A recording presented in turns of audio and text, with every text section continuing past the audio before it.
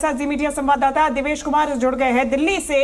Devesh, tax कम किया गया है, कहीं कहीं नए टैक्स रिजीम में स्ट्रक्चर को रिवाइज किया गया है, आम आदमी पर सीधा असर? देखिए, बिल्कुल कोशिश बजट के जरिए यही थी कि सभी वर्गों को कुछ ना कुछ मिले, क्योंकि निर्मला सीतारमण का ये 7वां बजट था और इसको बताया भी गया है कि जो गरीब, महिला, युवा, जो बेरोजगारी है उसको बेहतर बनाने के लिए ये बजट है। कोशिश सरकार की तरफ से हमेशा होती है कि बजट में हर वर्ग को छुआ जाए और इसमें भी एक तरह से कह सकते हैं कोशिश की गई है।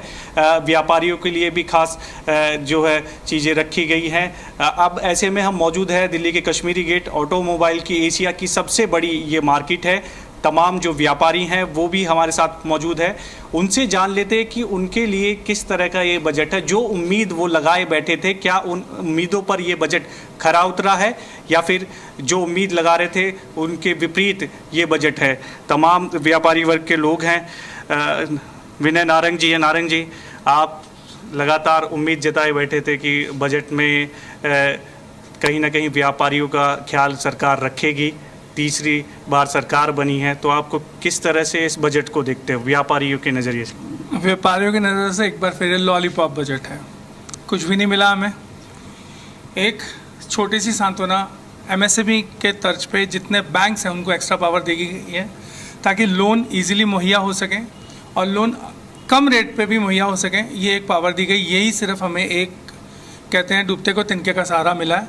बाकी ना हमारे इनकम टैक्स स्लैब में अभी तक सूचना नहीं मिली कि कुछ फ़र्क आया है। कुछ गोलमोल ज़रूर हुआ है, लेकिन उसमें भी हमारी मध्यम वर्गीय व्यापारी को कोई फ़ायदा नहीं मिला। जीएसटी के लिए तो जीएसटी काउंसिल इनकी बैठेगी, लेकिन उसके लिए अगर कुछ होना होता, कुछ डिक्लेरेशन या कोई बात ज़रूर रखी जाती। इसका मतलब जीएसटी में भी ये लोग कोई चेंज करने वाले नहीं हैं। तो मेनली बेसिकली व्यापारी वर्ग अभी भी जो मध्यम वर्गीय व्यापारी है वो नाराज़ है, उसको निराशा ही हाथ लगी और हमेशा लगती आई, अब आदत पड़ चुकी है निराशा हाथ लगने की। चलिए ठीक है, मतलब कि छोटे व्यापारियों को सरकार नजरअंदाज है। चंडीगढ़ से देवेश, में लौटूंगी आपके पास। विजय, टैक्स पेयर्स के लिए बहुत ज्यादा रियायत नहीं है, व्यापारी भी बहुत खुश नहीं।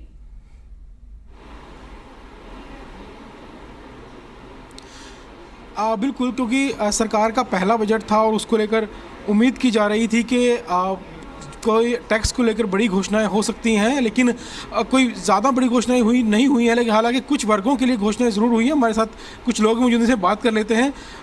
सर, क्या नाम है आपका? मैं डॉक्टर अरुण कुमार शर्मा। जो बजट आया है इस बार टैक्स को लेकर, तो हालांकि कोई बहुत बड़ी घोषणा इस बार नहीं हुई, उम्मीद तो कर रहे थे कि टैक्स को लेकर कुछ स्लैब में बदलाव किया जाएगा।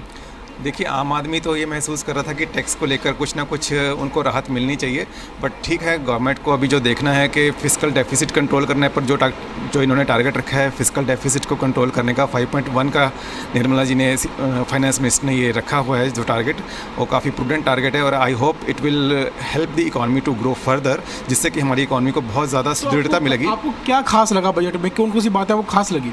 देखिए, बजट जो है फ़िलहाल इस हिसाब से बनाया गया है कि जिससे कि देश में हमारे अर्थव्यवस्था को सुदृढ़ता मिले, हमारी अर्थव्यवस्था मजबूत हो, आने वाले समय में रोज़गार के नए नए साधन खुलें।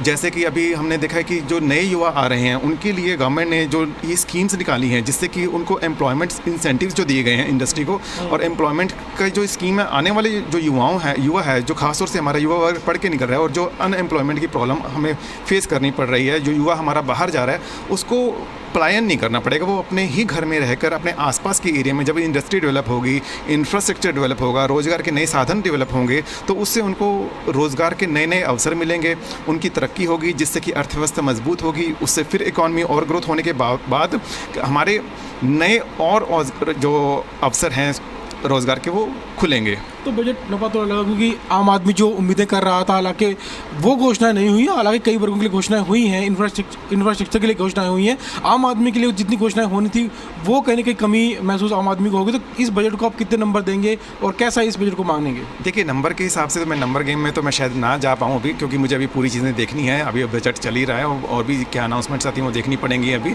तभी हम कुछ बात कह पाएंगे। और अभी मैंने जो कुछ हाईलाइट्स ही देखे, जो उसके बेस पर मैं जो ये कह पा पा रहा हूँ, अभी तक ये लग रहा है कि ये जो बजट है हमारे जो देश की अर्थव्यवस्था को मजबूत करेगा और उस अर्थव्यवस्था की मजबूती से आम आदमी की जो इनकम के आय के जो साधन हैं वो बढ़ेंगे, जिससे कि जो उसको टैक्स में रिबेट ना मिलने की वजह से जो उसको लग रहा था कि कुछ पिंच हो रहा है, वही चीज़ जो है वहाँ पे दूसरी जगह उसको कंपनसेट किया जा रहा है, जिससे कि आय बढ़ रही है। अगर टैक्स में कमी नहीं हो रही पर आय तो बढ़ाने के साधन बनाए जा रहे हैं, जिससे कि हम मान सकते हैं कि आने वाले समय में आम आदमी को भी उसके अपनी पॉकेट के ऊपर इसका इफेक्ट नज़र आएगा। जी, तो आम लोग हालांकि कहीं कहीं इस बात को जरूर मिस कर रहे हैं कि जो उम्मीदें की जा रही थी, अभी बजट पेश हुआ है विजय, तो बहुत ज्यादा गहराई में ना जाते हुए अगर हम ऊपरी तौर पे बात करें तो बहुत ज्यादा रियायत नहीं देखने को मिल रही है।